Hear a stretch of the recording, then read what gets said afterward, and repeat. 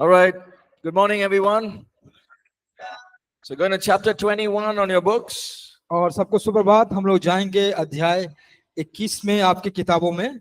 So, last class we looked at the two requirements in the church, और पिछले कक्षा में हमने देखा था कि दो जो जरूरत है कलीसिया में the two sacraments of the church. और दो जो अनुशासन कलीसिया की है So, that was उनके the बारे Lord's में। table and water baptism. और वह था प्रभु भोज और जल का बपतिस्मा। And then we looked at in chapter 20, it was chapter 20, yes. In chapter 20, we looked at how, different areas of church discipline. और हम लोग देखे कि किस प्रकार अलग अलग क्षेत्र होते हैं कलीसिया के अनुशासन की। Okay, so chapter 21, we'll talk about church order even as we gather together as a local church. और हम 21 अध्याय में देखेंगे कि कलीसिया की सभा में जो व्यवस्था होती है First वो कैसे होती है। Corinthians 14 and verse 34. और पहला कुरिन्थियों 11 उसका 34वां वचन। Go ahead, read it. कृपया कोई पढ़िएगा।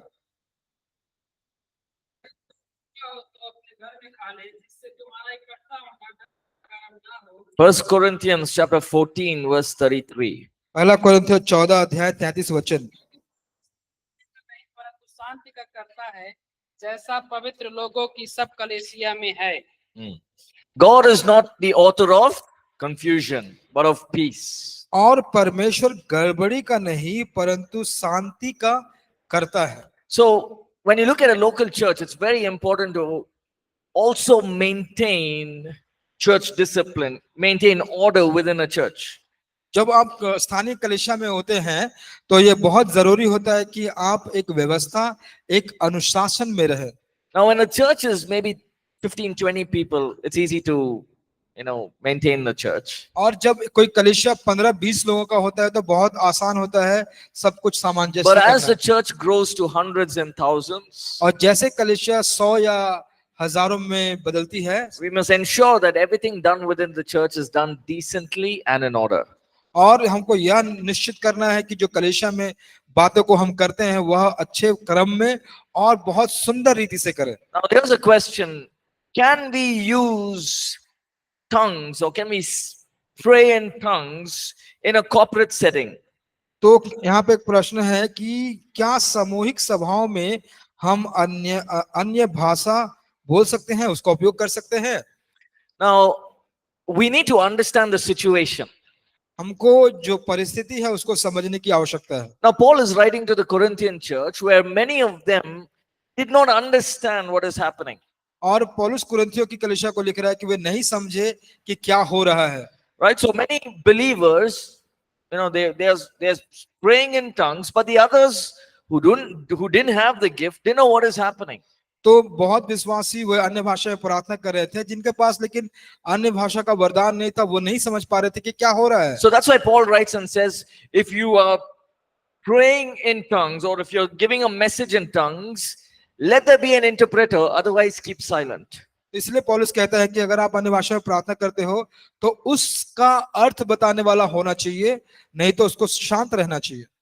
So in a corporate setting, तो जो एक सामूहिक व्यवस्था में in a local church, इन और स्थानीय कलीसिया में it is absolutely fine if we use, praying in tongues, if we pray in tongues. और ये ठीक बात है कि अगर हम अन्य भाषा में बात करते हैं, But ensure that you're not disturbing the person next to you, but speaking in tongues is it's your spirit connecting with God.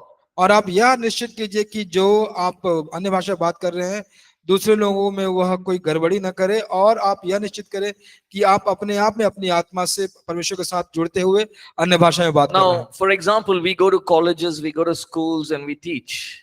तो उदाहरण के रूप में हम कॉलेज जाते हैं और पढ़ाते हैं, Right? And after that, sometimes people come and ask for prayer. और कुछ समय लोग आते हैं और प्रार्थना के क्या रिक्वेस्ट करते हैं, अनुरोध करते हैं। Imagine if somebody comes for prayer and I start speaking in tongues. तो अगर आप कल्पना कीजिए कि कोई आता है और मैं प्रार्थना के लिए कहता है और मैं अन्य भाषा में प्रार्थना शुरू कर देता हूँ, That person is not understand anything. तो वह व्यक्ति कुछ नहीं समझ पाएगा। Right? So as believers, we must understand where to do what. तो एक विश्वासी की तरह हमें यह समझना चाहिए कि कहाँ पे क्या करना है। Right? God is a God of order and peace. तो परमेश्वर हमारा वह क्रम का, व्यवस्था का और शांति का परमेश्वर है। Now, in a local church, sing in tongues, pray in tongues, no problem. देखिए, स्थानीय कलीसिया में आप आत्मा में गीत को गाइए, आप आत्मा में प्रार्थना कीजिए, कोई समस्या नहीं। But ensure that it's not disturbing the others. आप यह निश्चित करें कि ये दूसरे को कुछ गड़बड़ी न कर रही है। It's not, breaking the peace of the entire service. तो जो पूरी सभा का जो शांति है उसको वह तोड़े ना, ऐसा आप निश्चित करें। Right? So, Psalms 115 verse 3 says, "But our God is in heaven and he does whatever he pleases." और भजन संहिता 115 का 3 कहता है कि हमारा परमेश्वर स्वर्ग में है और उसको जो भाता है वही करता है। Right? So, there will be, we prepare, right? 45 minutes worship, 45 minutes word, close with ministry time, and then the church service is over. और जैसे 45 मिनट का आराधना, 45 मिनट का वचन, उसके बाद सेवकाई करते हुए हम उस आराधना सभा को बंद करते हैं। Now, many times the Holy Spirit may come and make, there'll be a visitation of the Holy Spirit and we cannot stop. और बहुत समय ऐसा होता है कि पवित्र आत्मा आती है, उतरती है और उसको हम रोक नहीं सकते हैं। So we have a planned schedule, we take that, we put it aside. और हमारा जो समय सारणी जो हम बना के रखते हैं उसको फिर हमको बगल में रखना पड़ता है। And we be obedient to the Holy Spirit. और फिर हम पवित्र आत्मा के प्रति हम आज्ञाकारी होते हैं। Otherwise, just follow the schedule that has been given to you. या फिर जो समय सारणी आपको दी गई है उसको आप लागू करें। Right? So even as we do things in the local church, let there be order. तो अगर हम स्थानीय कलीसिया में कुछ बातों को करते हैं तो उसको भी एक व्यवस्था के रूप में क्रमानुसार करें। Now, there will be times when there will be fleshly manifestations. और कुछ ऐसे समय आएंगे कि शारीरिक प्रकटीकरण होंगे। People will try to imitate the work of God. और लोग कोशिश करेंगे कि जो परमेश्वर का काम है हूबहू वैसा ही करें। They will try to imitate what others are doing. और वह कोशिश करेंगे कि जो दूसरे कर रहे हैं उसको भी हूबहू वो करें। They'll try to imitate speaking in tongues. और वे भी हूबहू अन्य भाषा में बात करने की कोशिश Or they करेंगे। try to imitate others when they are in worship. और दूसरे को भी जो आराधना में है उनको भी वह उसका हूबहू ऐसा करने की कोशिश करेंगे। So that is wrong because that is fleshly, that is man-made. और यह गलत है क्योंकि यह शारीरिक है और यह मनुष्य के द्वारा बनाया गया है। Right? So Paul says, imitate me just as I imitate Christ. और पौलुस कहता है कि जैसा मैं हूँ मेरे जैसा बन, जैसा कि मैं मसीह का जैसे हूँ। That imitate is different to this imitate. और उसका अनुकरण करना अलग है जो आप इसको कर रहे हैं। The Apostle Paul was saying, imitate my life the way I live. और पौलुस कहता है कि मेरे जीवन का अनुकरण कर क्योंकि जिस प्रकार मैं रहता हूँ। But here it is imitating others, especially the gifts of the Spirit.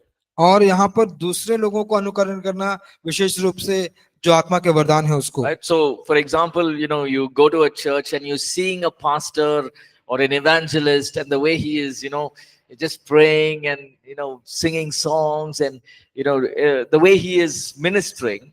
आप जाते हैं, देखते हैं कि कलीसिया में कि पासवान जिस प्रकार वह सेवकाई कर रहा है, आप उसको देखते हैं जैसे वो कर रहा है। Now, it's wrong if I go back and imitate the same way that he does. और ये गलत होगा कि मैं वापस जाकर जैसा वो कर रहा है वैसा ही करूं। Now, when he's doing it, that is his way of doing his ministry, and he will see the fruit. तो जब वो कर रहा है तो वो उसका तरीका है करने का सेवकाई को, और वो उस फल को देखेगा। But if I'm doing something imitating somebody else, I may not see the fruit. और मैं अगर कुछ कर रहा हूं किसी और को देख के उसका अनुकरण करके, तो हो सकता है मैं फल ना ला पाऊं। Because it is a fleshly thing that I'm doing. क्योंकि वह एक शारीरिक काम है जो मैं कर रहा हूं।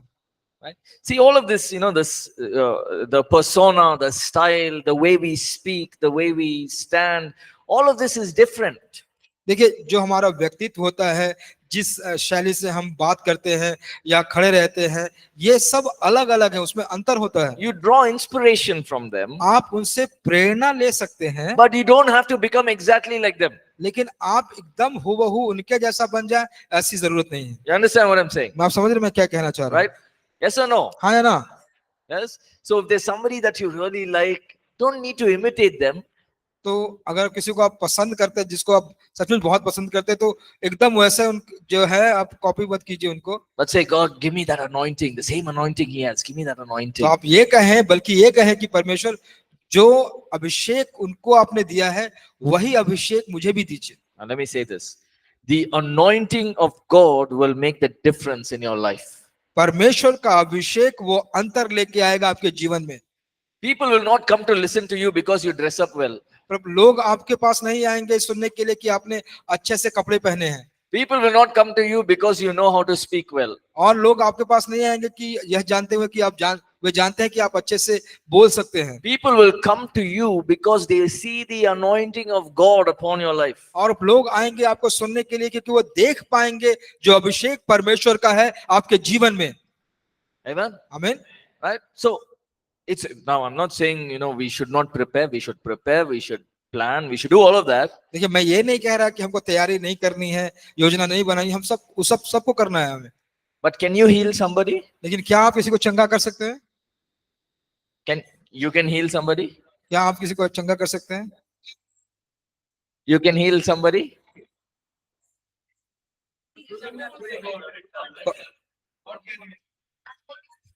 पवित्र आत्मा के द्वारा आप चंगाई कर सकते हैं। If Holy Spirit is not there, can you heal somebody? क्या पवित्र आत्मा नहीं रहेगा तो आप किसी को चंगा कर सकते हैं? So it is the anointing of God that is working in your life. तो वह अभिषेक है परमेश्वर का जो आपके जीवन में कार्यरत When है। you're preaching the word, जब आप वचन का प्रचार करते हैं, it is not because of you that people are experiencing God's presence. यह आपके चलते नहीं है कि लोगों को परमेश्वर का उपस्थिति का अनुभव हो रहा है। It is the anointing of God through the word. यह परमेश्वर का अभिषेक है वचन के द्वारा। You understand? आप समझ रहे हैं? Right? When Jesus came into Jerusalem on the donkey, nobody was clapping for the donkey. जब यीशु यरूशलेम में आए गधे पे बैठकर, तो कोई भी गधे के लिए ताली नहीं बजा रहा था। What were they saying? They were saying, Hosanna to the king, the one who comes in the name of the Lord. और वह कहते कि होसाना जो आता है प्रभु के नाम से। Let me tell you this. In church history, there was this man called, his name was Edward.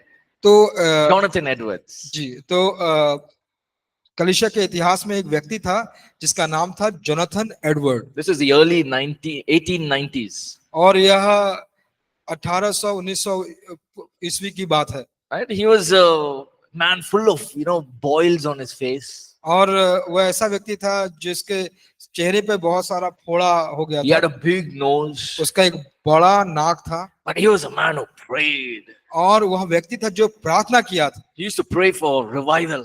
वह बेदारी के लिए प्रार्थना करता He used था। to weep and pray for hours. वह रो रो के घंटों तक प्रार्थना करता था। And he used to go to church. वह कलीसिया जाता था। He used to prepare his sermons. वह अपना संदेश बनाता था। Right? And he will read the sermon. और वह उस संदेश को पढ़ता था।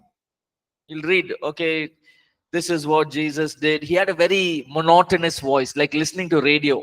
तो उसका आवाज ऐसा जान पड़ता था कि कोई रेडियो सुन रहा है। मतलब वो बहुत धीरे धीरे तरीके से वह कुछ बात को पढ़ता था। It gets boring, no? तो ये कभी काफी बोरिंग लगता है ना। But when he used to read the sermon, तो जब वह अपने संदेश को पढ़ता था, people used to fall off their chairs and fall on the ground crying and crying. और जब वह अपने वचन को प्रचार करता था तो लोग अपनी कुर्सियों से गिरते थे, वह जमीन पे गिर जाते थे और रोने लगते थे। They felt that the floor is dividing and they could see hell. और वे ऐसा महसूस करते थे कि जो जमीन है वह दो भाग हो गया है और वह नरक को देख पा रहे हैं। He went on to become one of the greatest preachers, pastors in the early 1800s. और पूर्व 1800 ईस्वी में वह ऐसा बहुत बड़ा प्रसिद्ध प्रचारक और पासवान बन गया। So it's not the person. देखिए, तो यह व्यक्ति नहीं है, It's the anointing. यह वह अभिषेक है। Right? As you prepare, as you speak, और जब आप तैयारी करते हैं, जब आप बात करते हैं, Depend on the Holy Spirit. आप पवित्र आत्मा पे निर्भर कीजिए। Okay, chapter 22. आइए 22वें अध्याय में, Chapter 22, women in ministry. महिलाएं सेवकाई में। All the women say Jai Masih ki. जितने महिलाएं हैं सब कहे जय मसीह की। So the women in ministry, तो सेवकाई में स्त्रियां, all across in the Bible, we see that God used women in ministry. पूरे बाइबल में देखते हैं, हम पाते हैं कि परमेश्वर ने स्त्रियों का इस्तेमाल किया सेवकाई के You know, लिए। when God sees us, He देखिए- sees us as man and woman equal. जब परमेश्वर हमको देखते हैं तो पुरुष और स्त्री दोनों एक समान है, एक बराबर है, वैसा करके देखते हैं। But there are different roles that God gives us. लेकिन परमेश्वर अलग जिम्मेदारी या कार्य परमेश्वर हमको सौंपते हैं। The role of a man, the role of a woman. एक स्त्री की का कार्य, एक पुरुष का The कार्य, role of a husband, the role of a wife. एक पति का कार्य और एक पत्नी का And you कार्य। see that in the Old Testament, Miriam was a prophetess. और हम देखते हैं कि मरियम पुराने नियम में वह एक भविष्यद्वक्ता Deborah थी, was a prophetess. और देबोरा भी वह एक भविष्यद्वक्ता थी, Huldah was a prophetess. और Huldah. हुल्डा भी एक भविष्यद्वक्ता थी, Esther was a great woman of God. और एस्थर थी परमेश्वर की बहुत बड़ी महिला स्त्री। God used Esther to, one woman to save the people of Israel. और परमेश्वर ने एक स्त्री को दिया कि वह सारे इजराइल के लोगों को बचा पाए, God delivered an entire nation through this one woman. और परमेश्वर ने इस पूरे राष्ट्र को एक स्त्री के द्वारा बचाया। In the New Testament, there are many places where there are women ministering and leading in ministry. तो नए नियम में हम बहुत जगह पाते हैं कि जहाँ पे स्त्रियां वे अगुवाई कर रही हैं और सेवकाई कर रही हैं। So, if you look at the New Testament, we have many passages which, where especially the Apostle Paul writes, but people have misinterpreted those verses.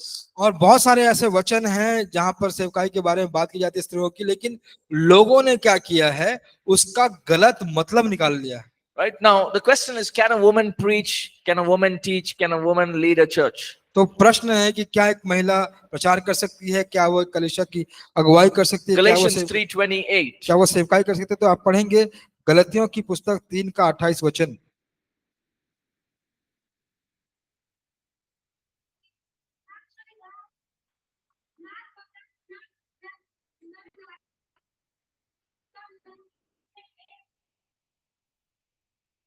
Yes. So there is neither Jew nor Greek, तो लिखा है कि ना कोई यहूदी ना कोई यूनानी, no male nor female, ना कोई स्त्री ना कोई पुरुष, ना नर ना no नारी, slave nor free. और कोई दास ना कोई स्वतंत्र। So the point that Paul is writing here, he's saying, it doesn't matter what you are. और जो पौलुस बता रहा है यहाँ पे कि आप क्या हैं, उसका कोई मतलब नहीं। We're all one in Christ हम Jesus. सब मसीह में एक हैं। So whether we are pastor, whether we are just a believer in the church, we are the same. क्या अगर हम पासवान क्यों ना हो और एक विश्वासी क्यों ना हो कलीसिया में, हम एक जैसे हैं। In Acts chapter 2, there were 120 people waiting in the upper room praying for the Holy Spirit. और ऊपरी कक्ष में 120 लोग प्रार्थना कर रहे थे पवित्र आत्मा को पाने के लिए। In that 120 were many men and women, including Jesus' mother. और वहां पर बहुत सारे पुरुष थे और स्त्रियां थे, और उसमें उनकी यीशु की माता भी थी। Now, when the Holy Spirit came upon them, the Holy Spirit didn't choose only males. जब पवित्र आत्मा उनके ऊपर आया तो पवित्र आत्मा ने सिर्फ पुरुषों को ही नहीं चुना, The Holy Spirit fell on everyone. और पवित्र आत्मा सबके ऊपर आया। Everyone began to speak in tongues and be filled with the Holy Spirit. सारे लोग प्रार्थना करना शुरू किए अन्य भाषा में और पवित्र आत्मा में भर गए। And so, this whole understanding, remember the Old Testament, women were looked down upon. अब याद करते होंगे जब पुराने नियम में स्त्रियों को नीचा देखा जाता था। Now God has poured out His Spirit upon each and every one of them. और परमेश्वर ने उन सबों के ऊपर अपना पवित्र आत्मा उड़ेला। And in the New Testament, God is giving this commission. Whether you are male, whether you are female, you are both same and you will both do the work of the ministry. और परमेश्वर कहते हैं कि क्या तुम स्त्री हो क्या तुम पुरुष हो, तुम दोनों मिलकर सेवकाई के काम करोगे।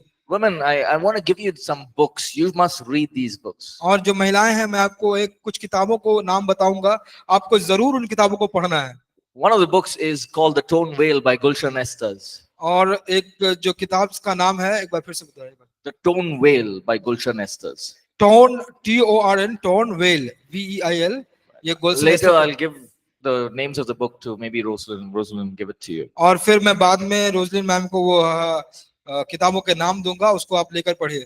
The Torn Veil was Gulshan Estes. I'll give you all the details. Don't worry. मैं आपको सारे विस्तार से सारी बातों को दूंगा। Gulshan Estes was a Pakistani little girl who was paralyzed from her neck down. और गुलशन एस्तर जो थी, वह पाकिस्तानी महिला थी जो अपाहिज हो गई थी अपने गर्दन से लेकर नीचे तक। She was a rich girl from a rich family. वह एक बहुत धनी महिला थी, एक धनी परिवार से। But I'll just go quickly. What happened was the parents would take her to Mecca, Medina, all these religious places. Nothing happened to her. और फिर उसके माता पिता उसको मक्का मदीना में ले गए और कुछ भी नहीं हुआ उसको।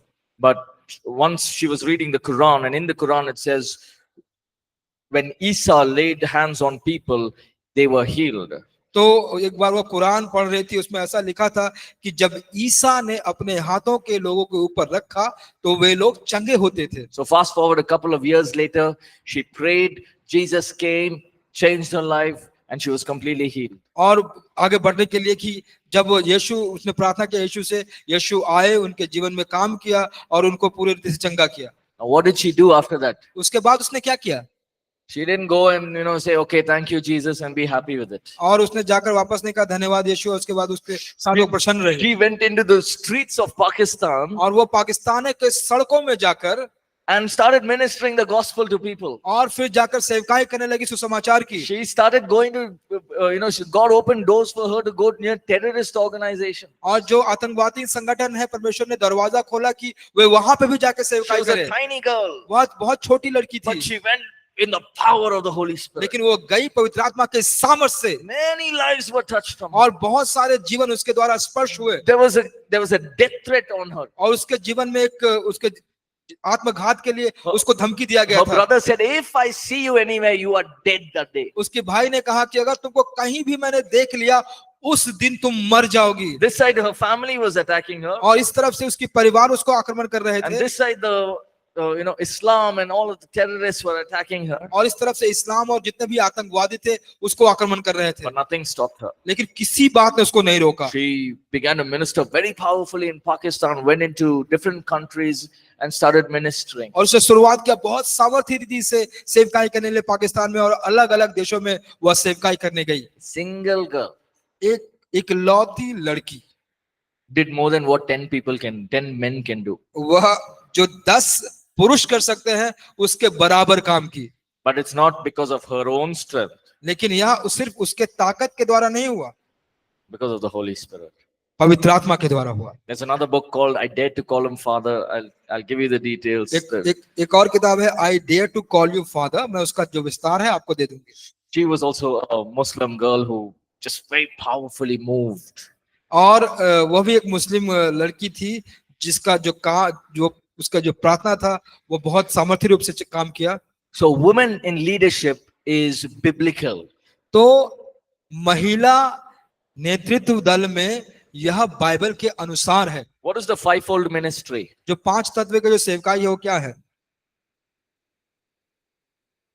Go by order: apostle, प्रेरित, prophet, भविष्यवाणी, भविष्यवक्ता, evangelist, सुसमाचार प्रचार करना, pastor, पासवान and teacher. और शिक्षक। Now women have the ability to be involved in any of the fivefold ministry, more than one of it as well. और जो महिलाएं हैं उनको योग्यता होती है कि यह इन 5 में से किसी में भी वह सेवकाई कर सकती है और उसके साथ और दूसरे सेवकाई में भी कर सकती है। God can raise up women to do that. परमेश्वर महिलाओं को उठा सकता है उसको करने के लिए। Right?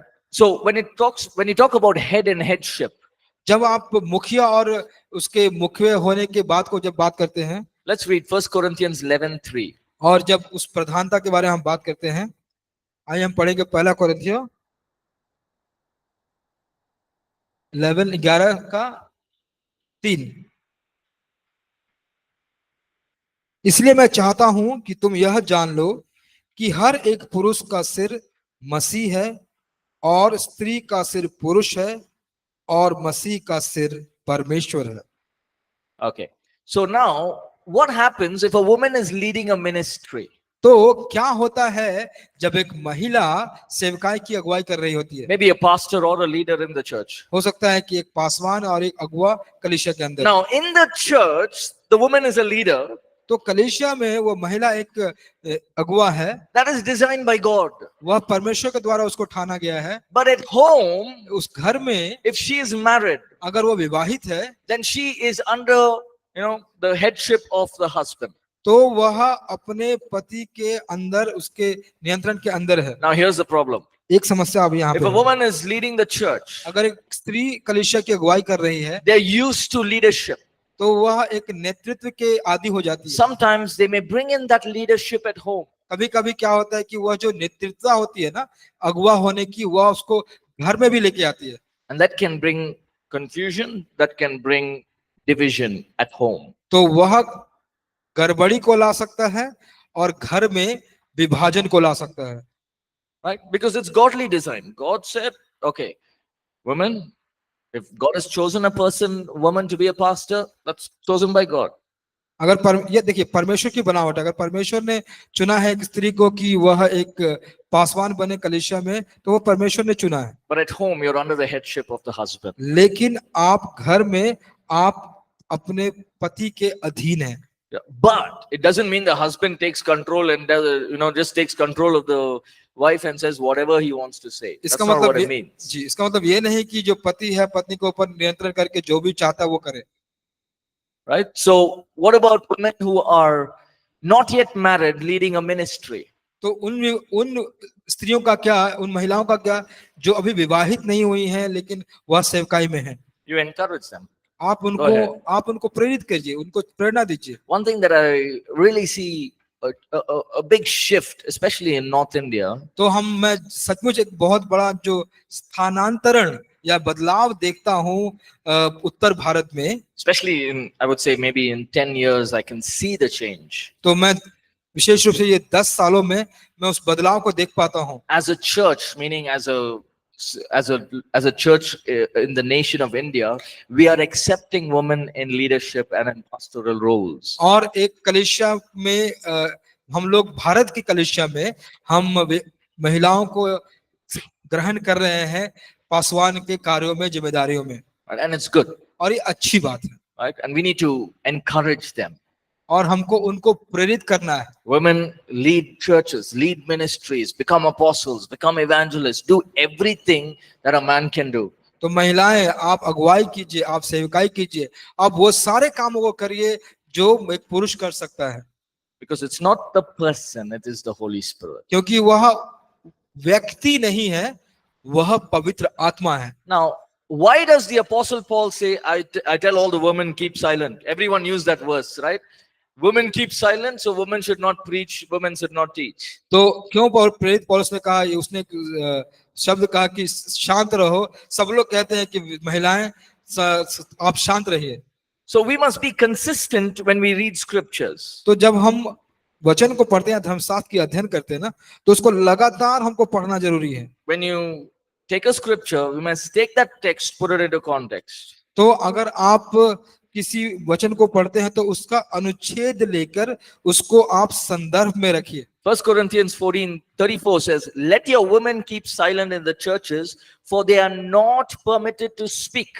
और पहला कोरिन्थियों 14:34 कहता है कि स्त्रियां कलीसिया में की सभा में चुप रहे क्योंकि उन्हें बातें करने की आज्ञा नहीं। Now the word keep silent does not mean keep quiet. देखिए, शांत रह जो शब्द है शांत रहना, इसका यह मतलब नहीं है कि आप चुप रहे। Now we can look at three different scenarios in this word, the word to keep silent. तो आप अलग अलग 3 भागों को देख सकते हैं कि शांत रहने का जो मतलब है वो क्या है। Right? So firstly, he's talking about speaking in tongues. If you're speaking in tongues, let there be an interpreter, otherwise keep silent. तो पहला है कि अगर आप अन्य भाषा में बात कर रहे हैं तो उसका अर्थ बताने वाला हो, नहीं तो आप शांत रहे। Then he says, if you get a prophetic word, और कहता है कि अगर तुमको भविष्यवाणी का वचन मिले, and if you have somebody, you understand what the prophecy is, or you have somebody who can you interpret that prophecy, go ahead and do it. But if not, keep silent. तो अगर भविष्यवाणी करने का अर्थ बताने वाला अगर कोई है तो आप जाके उसे कीजिए, अगर नहीं तो आप शांत रहिए। Third scenario is women may have questions.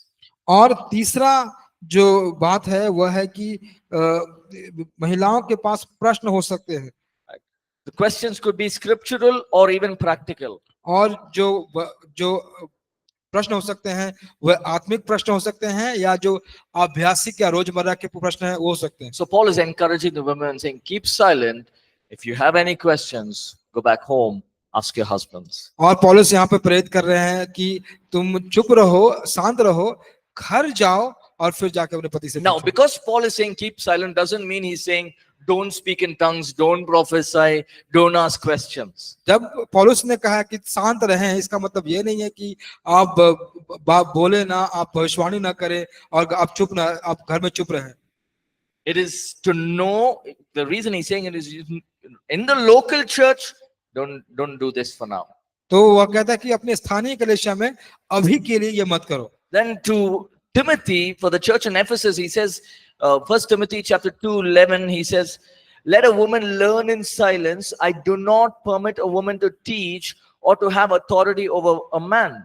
और पहला तीमुथियुस का 2:11 से हम जब पढ़ते हैं तो कहता है पौलुस कि और स्त्री को चुपचाप पूरी अधीनता से सीखना चाहिए, और मैं कहता हूं कि स्त्री ना उपदेश करे ना पुरुष पर आज्ञा चलाए। Now, again, everyone take this passage and say, women are not allowed to preach and teach. तो सब लोग इस वचन को लेते हैं और कहते हैं कि महिलाएं को अनुमति नहीं है कि वह प्रचार करे या सिखाए। Now, it's very important. Everyone listen very carefully. आप ध्यान से सुनिए, बहुत जरूरी है सब लोग। In the place where Timothy is, it's called Ephesus. और इस जगह पे जहां पर तीमुथियुस है वह एफेसस कहलाता In है। Ephesus, there was 100-feet statue of a prophetess named Diana. तो यहाँ पर एफेसस में 100 फीट का एक पुतला है, एक भविष्यद्वक्ति का, जिसका नाम है Diana. She is the goddess of sex, और वह एक देवी है यौन संबंध की, goddess of prostitution and sexual immorality. और वह वैश्यावृत्ति और यौन अनैतिकता की देवी है। Okay, so what is happening is now in the church, these prostitutes are becoming believers. और कलीसिया में क्या होता है अभी कि ये जो वैश्या हैं वे अभी विश्वासी बन रहे हैं And they come into the church. और वे कलीसिया में आ रहे हैं। Now we're in the church. और कलीसिया में What they're doing is they're trying to take control because they're used to it. और वे क्या कर रही हैं कि वह नियंत्रण लेना चाहती है क्योंकि वे ऐसा करती थी। They are bringing in new kinds of doctrines and new kinds of heresies. और वे अपने वहां पर एक नए सिद्धांतों को और नए हेरेसी को लेकर आते थे। They're bringing in new kinds of pagan rituals. और ऐसे धूर्त विधियों को वे लेकर आती थी वहां पर। Bringing in new ideas within the local church. और कलीसिया में वे नए तरकीबों को लेकर आते थे। And maybe what happened was, now Timothy is confused. What is all these new things these women are saying? तो हो सकता है कि तीमुथियुस बहुत विचलित हो गया होगा और कह रहा होगा कि क्या ये स्त्रियां नई बातों को लेकर आ रही हैं। Why are they always talking about these new ideas, new rituals that are coming up? और ये क्यों नए तरकीबों को और नए विधियों को लेकर आ रही हैं। Now it could be that Timothy informed the apostle Paul about this problem. ये हो सकता है कि इस समस्या के बारे में तीमुथियुस ने प्रेरित पौलुस को बता दिया होगा पहले से। So Paul is writing, तो पौलुस लिख रहा है, तीमुथियुस, I do not allow a woman to teach. मैं नहीं अनुमति देता कि एक स्त्री सिखाए। I do not allow a woman to teach. मैं किसी स्त्री को यह अनुमति नहीं देता कि वह पढ़ाए। And let her keep silent. उसको चुपचाप रहने दो And let her learn from her husband. और उसको अपने पति से सीखने दो। So what is the context? तो देखिए संदर्भ क्या है To avoid confusion and disturbance within the church. कि जहां पर वह जो गड़बड़ी हो रही है, विचलितता हो रही है, जो बात वो नहीं समझ पा रहे, उसको रोकने के लिए वह कह रहा है। He's saying, for now, women, you don't teach. वो I don't allow it for now. वो कहता है कि अभी के लिए स्त्री तुम सिखाओ मत, अभी के लिए मैं इसकी अनुमति नहीं दे रहा हूं। But how do we know that Paul is, not saying it to the others? तो हम कैसे जाने कि पौलुस दूसरों को नहीं कह रहा है, अन्य को नहीं कह रहा है? In his first missionary journey, उसके पहले जो मिशनरी यात्रा थी, he meets a young couple, Aquila and Priscilla. और वह एक बहुत युवा विवाहित जोड़े को मिलता है, इसका नाम है एक्विला और Priscilla, Husband and wife. Akila और प्रिस्किला, वो पूरे दोनों पति पत्नी हैं। And he makes them later on the pastors of the church in Rome. और Roman church. They were leading the church. और रोमन कलीसिया में उसको वह एक पासवान बना के उनको स्थापित कर देता है कलीसिया का। In his second missionary journey, we see that he contacted Lydia. और दूसरे उसके मिशनरी की यात्रा में हम देखते हैं कि वह लीडिया से संपर्क करता है। Phoebe was another woman. और फीबी एक दूसरी स्त्री थी। They were all leaders within the church. और वे कलीसिया में एक अगुवे थे वो लोग। So we know that Paul is not saying this to all the churches. तो हम यह जान पाते हैं कि पौलुस सारे कलीसिया को नहीं कह रहा है। If he's saying it to all the churches, why would he make Aquila and Priscilla a woman as a pastor there? और अगर ये पूरे कलीसिया को कहता होता तो क्यों उसने अकीला और प्रिस्किला को यहाँ पर पास्टर बना के Why रखा? would he choose Phoebe and Lydia and all these women in ministry? तो क्यों वह फीबी और लीडिया को इस सेविकाई में इस्तेमाल करता होता? Right? So we must understand that this message was for that particular church. तो हमको यह समझना जरूरी है कि यह संदेश था उस कलीसिया के लिए ही। Everyone understood? आप समझ गए? Can women become pastors? क्या स्त्रियां पासवान बन सकती हैं? Can women become apostles? क्या स्त्रियां प्रेरित बन सकती हैं? Everything. All fivefold ministry. सारे पांचों सेवकाई वो कर सकते हैं। Right? ठीक है? So, okay. So let's get into the next chapter, chapter 23. आइए हम आगे जाएंगे अध्याय 23 में। Everyone are awake? क्या सब लोग जगे हुए हैं? Okay. Chapter 23 is systems and processes within the church. स्थानीय कलीसिया में के अंतर्गत पद्धतियां और प्रक्रियाएं। Can I get the board if it's possible?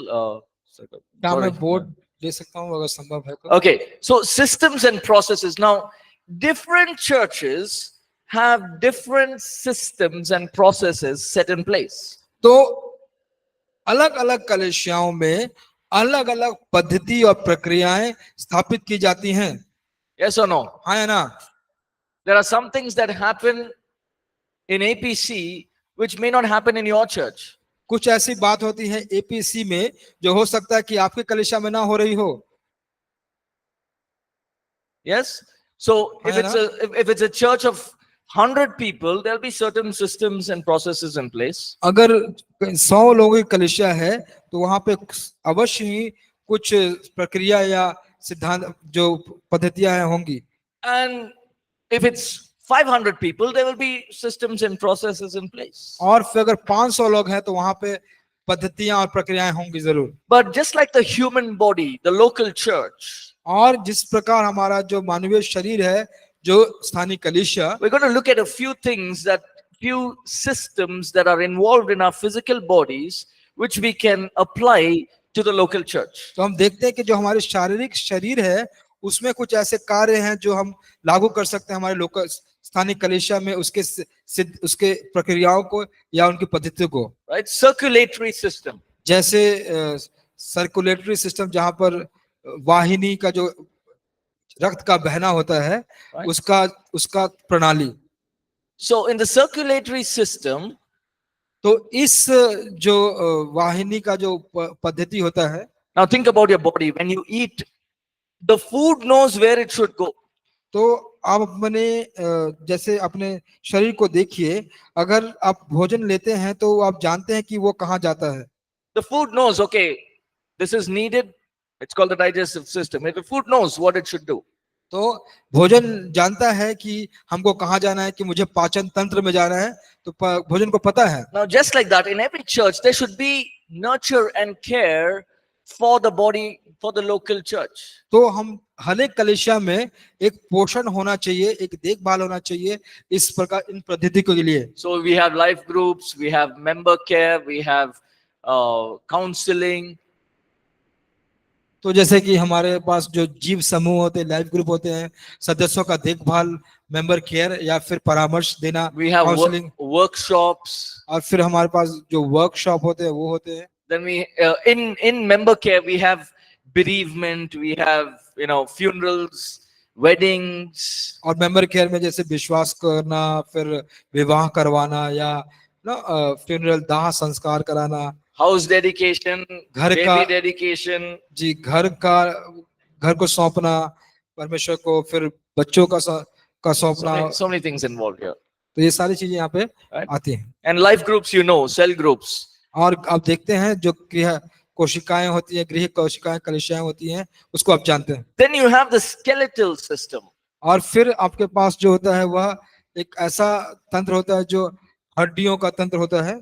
Now the skeletal system is what makes you stand right now. और वह जो ढांचा होता है वह आपको खड़े रहने के लिए तैयार करता है। Imagine you was only mass and blood. Will you be able to stand? आप ऐसा सोचिए कि अगर आप मांस और लहू होता तो क्या आप उस खड़े होते? So the skeletal system is the pillars of the church. और जो सिस्टम होता है, जो ढांचे का, वह कलीसिया की प्रणाली होती है। Okay, I'll give you an example. मैं आपको एक उदाहरण दूंगा। If you fracture your leg, अगर आपका पैर टूट जाए, can you walk? क्या आप चल सकते हैं? But your body is very strong.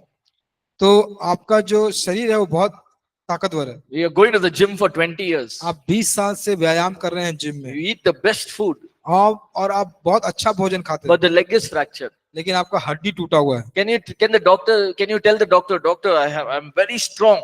तो आप कह सकते हैं डॉक्टर को कि डॉक्टर मैं तो बहुत मजबूत हूँ। The doctor will say, what can I do? Your leg is fractured. Doctor कहेगा कि आपको मैं क्या कर सकता हूँ, आपका जो पैर है वो टूटा हुआ है, I have to fix it. तो उसको मेरे को ठीक करना है। After I fix it, you still will be limping for more than 1 month. और अगर मैं उसको ठीक भी करूँ फिर भी तुम 1 महीने के लिए लंगड़ा कर चलोगे। Then that bone has to become strong. लेकिन जो अस्थि या जो हड्डी है उसको मजबूत होना पड़ेगा, And only then you can start walking again. तब फिर जाके आप चलना शुरू करेंगे। That's what the skeletal system is. It holds us. It's the pillar. तो यही अस्थि पंजर प्रणाली है जो हमको पकड़ के रखता है, वह एक खंभे की तरह हमें पकड़ It is a place of good leadership, good administrative leadership, spiritual leadership. और वह जगह है जहाँ पे उत्तम प्रशासनिक सहायता कर्मचारी का कार्य होता है, जहाँ पे हम लोग अगुवाई करते हैं वहां So पर। this is the strength of the church. तो यह जो है वह कलीसिया की ताकत है। When your leaders are strong, जब आपके अगुवे मजबूत होते हैं you will have a strong church. तो आपका मजबूत कलीसिया होगा। When the pastor is strong, जब पास्टर मजबूत होता है he will be able to raise up strong leaders. तब जाके वह मजबूत अगुओं को खड़ा कर पाएगा। A weak leader will raise up weak leaders. और जो कमजोर अगुआ है वह कमजोर पासवान है, वह कमजोर अगुओं को खड़ा A करेगा। weak pastor will raise up a weak church. और एक कमजोर पासवान एक कमजोर कलीसिया को उठाएगा। So to ensure that the church is functioning and standing well, तो यह बात को सुनिश्चित करने के लिए कि चर्च जो कलीसिया है वो अच्छे से काम कर रही है, अच्छे से खड़ी है, you must have the right people in place, right तो- people either as staff or as volunteers. तो फिर आपको एक बहुत सही व्यक्ति को रखने की आवश्यकता है, एक कर्मचारी के रूप में या फिर सहयोगी के रूप में। Right? So remember I gave you the example in Mangalore, there was one boy. तो मैंने आपको उदाहरण दिया था कि बैंगलोर में एक लड़का था, He'll do everything in the church. वो सब कुछ करता था। Right? He'll come, he'll open the church, clean the church, on the sound system, make sure that the chairs are clean, arrange the chairs, clean the toilet, everything he'll do. One person. एक व्यक्ति वो सुनिश्चित करता था, वो आता था church को खोलता था, साउंड सिस्टम को ऑन करता था, सब कुर्सियों को पोंछता था, शौचालय को साफ करता था। एक लड़का सब कुछ करता Now he था। was like the backbone of the entire church. तो वह एक जो हड्डी होती है रीढ़ की, वैसी बन गया था कलीसिया के लिए। But I realized that he's going to finish his college and he's going to go back to his hometown. और मैंने यह जाना कि वह तो अपना कॉलेज खत्म करके फिर अपने गृह स्थान में घर राज चला जाएगा। So I'll have to raise up people who can do the work that he is doing. तो मुझे भी ऐसे लोगों को खड़ा करना पड़ेगा जो ये काम कर रहा है उसको वे कर पाए। So we had to raise up leaders for doing this. और फिर हमको अगुओं को खड़ा करना पड़ा जो ये सब काम को That करते will हैं, keep the church standing. और फिर वह कलीसिया को खड़ा रख सकता है। The next one, और दूसरी बात, is the muscular system. वह हमारा स्नायु तंत्र, It is the strength, it's the mobility of a person. और उस व्यक्ति का जो ताकत है, मजबूती है, उसको कहते हैं स्नायु तंत्र। If my muscles are strong, अगर हमारी मांसपेशी अगर ताकतवर होती है, I'll be able to do more. तो हम ज्यादा कर पाएंगे। I'll be able to, you've seen these soccer players, football players, आपने देखा है जो फुटबॉल के खिलाड़ी होते हैं, so fit. Their muscles are so strong. कितने फिट होते हैं, उनके जो मांसपेशी होते हैं कितने मजबूत होते हैं। Their muscles are like rock hard. तो उनका जो मांसपेशी होता है ना, वो चट्टान की तरह कड़ा होता है। Why? Because they've been exercising those muscles again and again. क्यों? क्योंकि वह अभ्यास करते रहते हैं बार बार। Right? So what's happened? This muscles is strengthened in such a way that it won't easily feel weak. तो क्या होता है कि उनकी जो मांसपेशी होती है इतनी ताकतवर हो जाती है कि वो कभी कमजोर महसूस नहीं करते। Now, as a pastor or a leader, we must think of people as their muscles. और एक पासवान के रूप में, एक अगुवे के रूप में हमें यह सोचना चाहिए कि जो लोग हैं वह उनके मांसपेशी हैं। Right? So we strengthen them. तो हमको उसको ताकतवर बनाना We चाहिए, provide training, हमको प्रशिक्षण करना चाहिए, teaching, सिखाना चाहिए, equipping, उसको उनको पूरा उपकरण देना चाहिए, counseling. परामर्श देना चाहिए। And as we keep doing this, और जिस प्रकार हम ऐसा करते we जाते will हैं, see the change. We'll तो see the muscles grow. हम बदलाव को देखते हैं, हम देखते हैं कि जो मांसपेशी है वे बढ़ रही हैं। Now, don't expect a new church to be spiritually very high. It's not going to happen. एक नया कलीसिया को आप ऐसा ना सोचे कि वह आत्मिक रूप से बहुत ऊंचा रहेगा, It'll take time. समय लगेगा उसके लिए। Right? So the same way, like, I always say this, whatever you see now at APC is years and years and years. तो जो कुछ आप एपीसी में अभी ये देख रहे हैं, यह सालों का है, सालों लग गए इसमें, बहुत साल लग गए, बहुत साल लग गए, Many years of difficult times, good times. बहुत साल में कठिनाई के समय, अच्छे समय, There were times of discouragement, times where we were encouraged in the Lord. तो कुछ ऐसे समय थे जहां पर हम निराश हुए, उस समय थे जहां पर परमेश्वर में हम उत्साहित हुए, But we kept focus. लेकिन हमारा ध्यान हम लोगों ने केंद्रित रखा, Train up people, build people up. और लोगों को बनाना, उनको निर्माण करना। People came, people left. लोग आए, लोग गए, There were ups and downs in the local church. और उतार चढ़ाव थे स्थानीय कलीसिया में, But the vision, the focus didn't change. लेकिन जो दर्शन था, जो ध्यान था, वो कभी नहीं बदला। Teach, minister, equip leaders. और पढ़ाइए, सिखाइए अगुवाओं को, उनको सशक्तिकरण कीजिए। Right. Then is the respiratory system. और फिर हमारा जो श्वास लेने का जो प्रणाली है वो आता है, You know, we need fresh air. और उस श्वसन प्रणाली में हमको ताजी हवा की जरूरत होती है, Fresh air is needed for our bodies. और जो ताजी हवा है वो हमारे शरीर के लिए जरूरत है। The same way in a local church, they need fresh revelation. They need the fresh word of God. तो उसी प्रकार स्थानीय कलीसिया में उनको ताजी वचन, ताजा प्रकाशन परमेश्वर का जरूरत होता They है, need fresh times of prayer and worship. और उनको फिर बहुत ताजे समय की जरूरत होती है प्रार्थना और आराधना की, They need a fresh leading of the Holy Spirit. और जो पवित्र आत्मा का जो ताजा अगुवाई है उसकी जरूरत होती है, The use of the gifts of the Spirit in a new, fresher way. और जो पवित्र आत्मा के वरदान है उसका इस्तेमाल नए ताजा तरीके से, It revives the church. वह कलीसिया में बेदारी को लेता है, Regenerates the वह church. कलीसिया का नवीनीकरण Now, करता है। as pastors, this is our very important role that we must do. एक पास्टर के रूप में यह हमारा बहुत जरूरी कार्य है जो हमको जरूर करना चाहिए। See, let me tell you something.